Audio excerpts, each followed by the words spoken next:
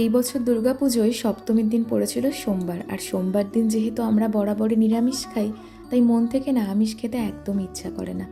অন্যান্য নিরামিষের দিনগুলোতে যা কিছু একটা রান্না করলে হয়ে যায়, তবে পুজোর মধ্যে একটু স্পেশাল কিছু রান্না না করলে একদমই হয় না। তাই ভাবলাম সপ্তমীর দিনকে দুপুরবেলায় নিরামিষভাবে একটু ফ্রাইড রাইসই বানিয়ে নিই। তাই প্রথমেই চালটা ধুয়ে জলে ভিজিয়ে রাখলাম। আর পুজোর মধ্যে একটু চাটনি না খেলে হয় না, তাই টমেটো দিয়ে চাটনিও বানিয়ে নিয়েছি।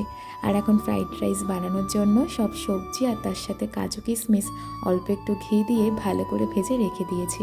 আর এখন হাঁড়িতে গরম জল, তেজপাতা, তার সাথে এলাচ আর চালসহ ভাতটা রান্না হতে বসিয়ে দিয়েছি। আর ফ্রাইড রাইস আর চাটনি বানিয়ে নেওয়ার পর বানিয়ে নিচ্ছি কাশ্মীরি আলুর দম। আমি না এই আলুর দমের রেসিপিটা আজকের দিনেই ফার্স্ট বানালাম, খেতে কিন্তু বেশ ভালো হয়েছিল। আগে ছোটোবেলায় না ফ্রাইড রাইস বানাতে খুব ভয় পেতাম, যদিও এখন খুব একটা ভালো পারি না, তবে অনেকটাই শিখেছি। আজকের দুপুরের লাঞ্চ ছিল ফ্রাইড রাইস, আলুর দম, চাটনি, পাঁপড়। তোমাদের এই মিনি ব্লগটা কেমন লাগলো আমাকে অবশ্যই জানিও।